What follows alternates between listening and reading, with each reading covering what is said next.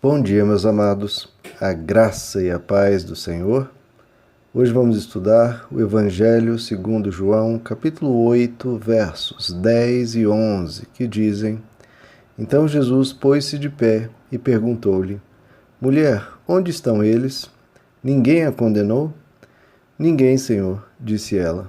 Declarou Jesus: Eu também não a condeno. Agora vá e abandone sua vida de pecado.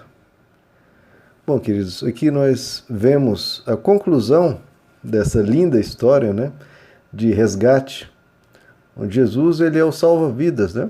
A pessoa está perecendo nos seus próprios atos e sendo esmagada pelos acusadores que há no mundo, e Jesus salta na água e salva essa pessoa.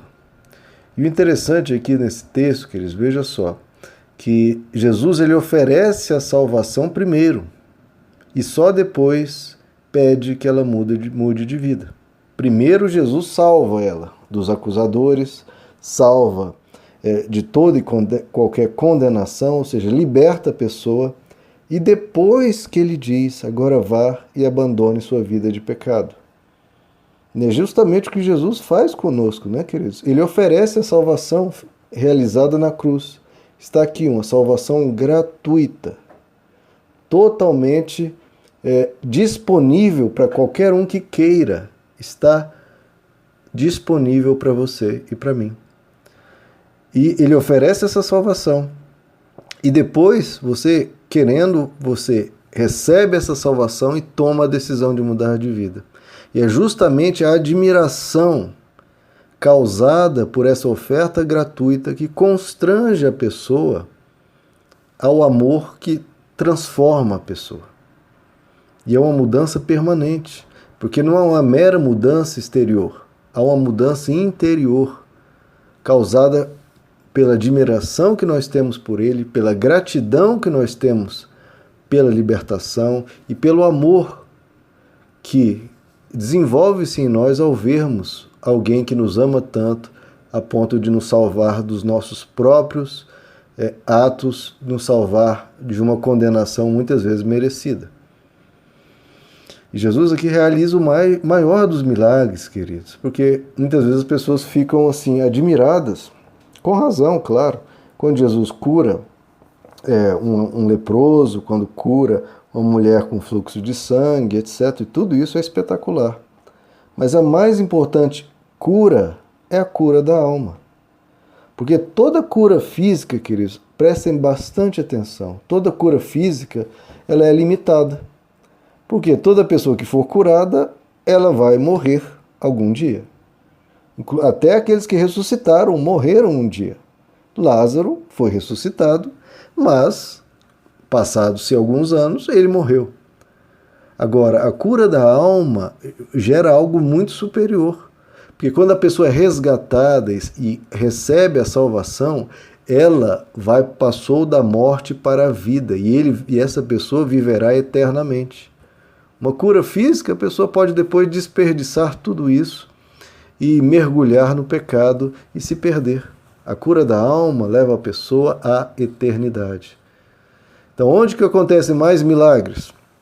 Em algum lugar cheio de curas físicas ou num lugar onde a pessoa realmente é transformada, se arrepende dos seus pecados e passa a viver em conformidade com o Evangelho? Aos olhos de Deus é óbvia a resposta, né? É no lugar onde a pessoa se encontra com Cristo verdadeiro e há mudança de alma, de mente e de coração. Bom, e aqui Jesus diz o mesmo que ele diz para todos, né? Convoca a pessoa ao arrependimento. O que você fez é errado.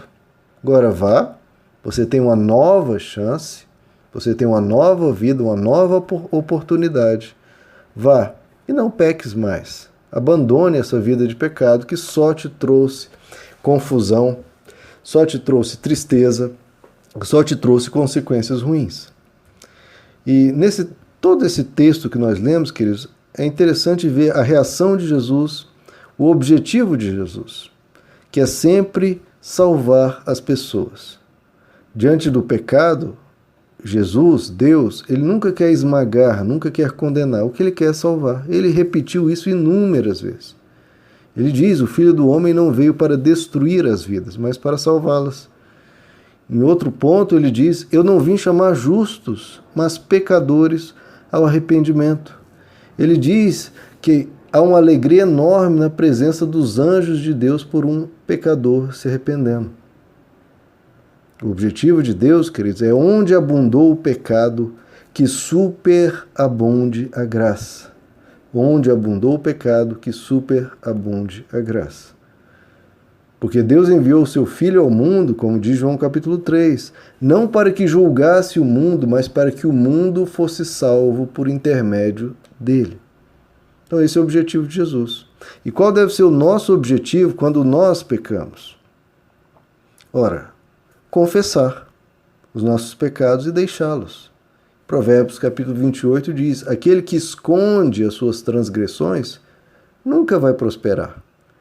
Mas o que confessa e abandona, esse alcançará misericórdia.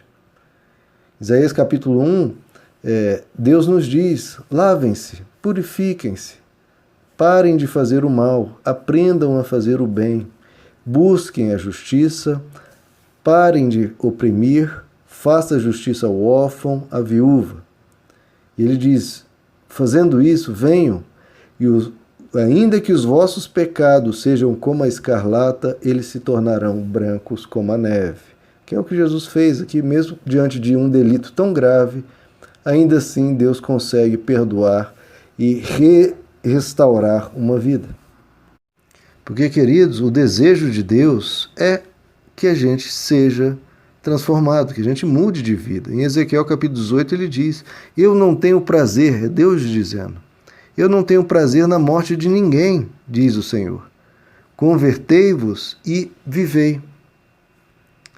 Então, esse deve ser o nosso objetivo, mudar, transformar-se, crescer, amadurecer e abandonando aos poucos os nossos pecados. Não fazendo isso com a neurose ou sob medo, ou achando que está sob ameaça, ou que Deus vai te punir. Não. Faça isso porque você quer melhorar. Faça isso por amor a Deus e por amor às pessoas ao seu redor.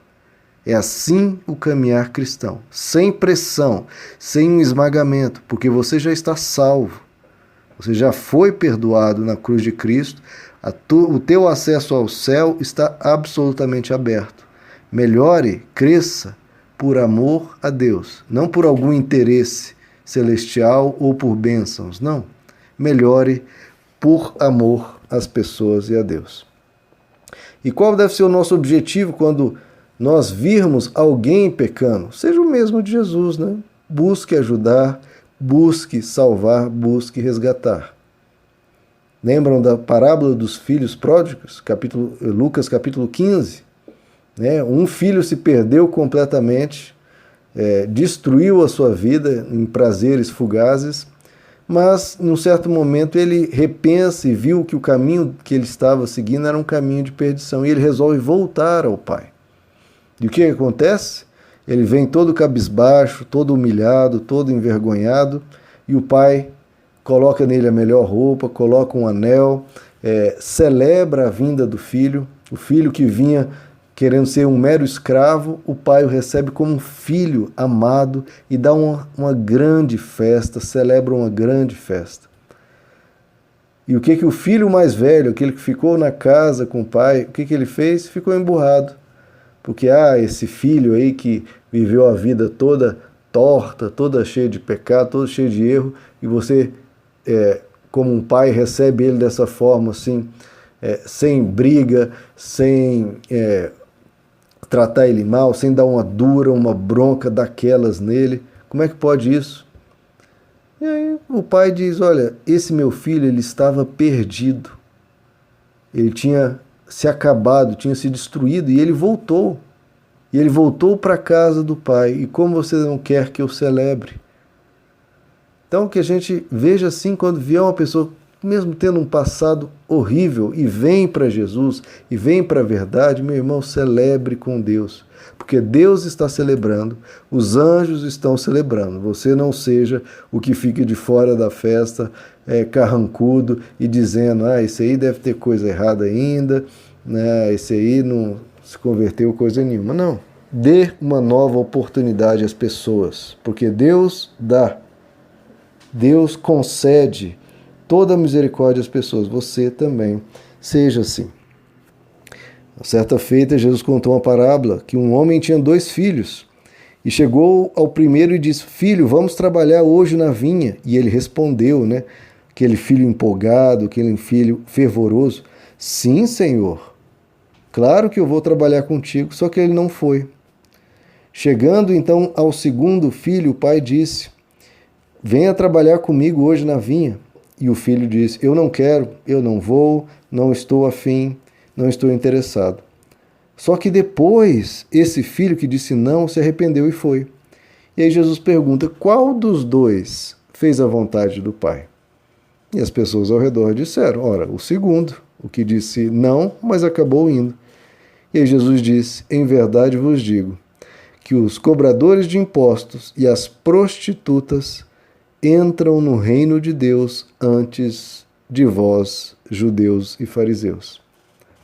Então veja só o que Jesus está dizendo. Muitas pessoas, mesmo tendo uma vida torta, horrível, cheia de bebedeira, cheia de prostituição, levando uma vida totalmente desinteressada por Deus, muitos desses chegam a um arrependimento tão profundo e mudam tanto de vida e criam um amor tão grande por Deus que muitos desses entram no reino de Deus na frente daqueles outros que viveram uma mecânica, viveram seguindo a Deus, mas de uma forma meio automática, sem muito amor, né? Está sempre ali, mas uma vida mole, uma vida morna. Quando esses outros que viveram em pecado, depois têm uma vida fervorosa, uma vida cheia de dedicação e amor a Deus. Então não despreze ninguém, queridos. Às vezes o grande pecador de hoje é o grande fiel, é o grande homem e mulher de Deus de amanhã. E essa deve ser a nossa oração, que a gente ore, para que essas pessoas que hoje estão causando males se tornem pessoas fiéis a Deus. Por todos a gente ora assim, mesmo para os piores corruptos, para adúlteros, para ladrões, todo tipo de gente. Ore e interceda. Sabe por quê, queridos? 1 Timóteo, capítulo 1, o apóstolo Paulo escrevendo a Timóteo uma lição que Timóteo deveria aprender. Ele diz, fiel é essa palavra, Timóteo, e digna de toda aceitação, que Cristo Jesus veio ao mundo para salvar pecadores, dos quais eu, apóstolo Paulo, sou o principal, porque eu persegui a igreja, eu fiz parte de complôs que mataram servos de Deus. Eu sou o principal pecador, mas ainda assim eu alcancei misericórdia, para que em mim, o principal pecador, Cristo Jesus mostrasse o tamanho da sua misericórdia, a fim de que eu servisse de exemplo aos que haviam de crer nele para a vida eterna.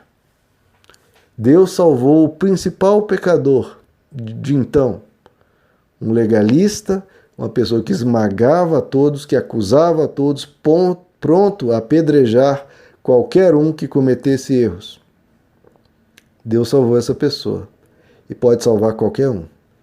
Dos piores, Deus pode fazer o melhor. Então não despreze nem os piores. Pelo contrário, ore para que talvez de um ou outro desses piores nasçam alguns Paulos, alguns Pedros e alguns outros grandes homens de Deus. Muitos nasceram assim. Pedro traiu Jesus 3 vezes, negou Jesus 3 vezes. Saulo foi um perseguidor da igreja. Agostinho foi um homem de grande prostituição sexual e assim por diante. E depois se tornaram grandes homens de Deus. Não despreze ninguém, queridos. Dê oportunidade, porque Deus dá também. Meus amados, que Deus lhes abençoe. A graça e a paz do Senhor.